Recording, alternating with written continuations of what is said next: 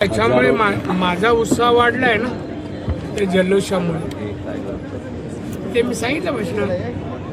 उत्स्फूर्त प्रतिसाद आणि रॅली कसं मनामध्ये भावना आहेत, कारण आज तुम्ही फार भारावून लोकसनामध्ये पण अनेक जुन्या आठवणींना उजाळा, तोल गेला ना, मी सरळ होतो. जुन्या आठवणींना उजाळा पाहायला मिळाला. चांगलं बरं वाटलं, मला आनंद वाटला.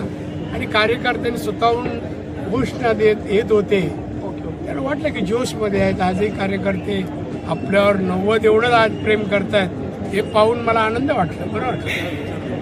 दादा, तुम्ही मध्येच म्हणालात की मी आता थांबायचं ठरवलं, तसं आम्हाला काळजी लागू. काय करू मी, काळजी लागली तरी काय, डॉक्टरकडे जाऊया आपण. नाही तरी थांबायला पाहिजे बाबा. असं नाही आहे की काम करत राहावं, शेवटी शरीर आहे ना, माणसाला वाटतं का तर थांबायला पाहिजे. आता दोन्ही चिरंजीव कार्यरत झाल्यावर कोणतरी व्यवसाय पण पाहायला पाहिजे. 36 वर्षामध्ये 90पासून आजही ती जुने पाहायला मिळाले. जुने कार्यकर्ते आज भेटले. जुने कार्यकर्त्यांचा जो सहकार्य आणि घरातील मुलं आणि पत्नी हिने जे काय मला सहकार्य करतायत किंवा मदत करतायत, त्यामुळे मी तसा राहिलो आहे ना. औषध पाणी खाणं पिणं सगळं अवेळी न खाणं. येणाऱ्या जिल्हा परिषद पंचायत समितीच्या कसे काय सामोरे जाणार, काय सांबर काय नाही, वन साईड जिंकणार. तुम्ही वर चिंता निर्माण करू नका, आम्ही वन साईड जिंकणार. आता काय झालं, आता नगरपालिका काय झालं सांगा मला. काय नाही, वन साईड जिंकलो ना. आता उद्धवची शिवसेना आहे कुठे, पवार साहेबांचा राष्ट्रीयवादी पक्ष कुठे आहे. आता जे काय आहे ना आमचं महाआघाडी, मुंबई आम्ही जिंकलो. बीजेपी आणि म्हणजे महाआघाडी.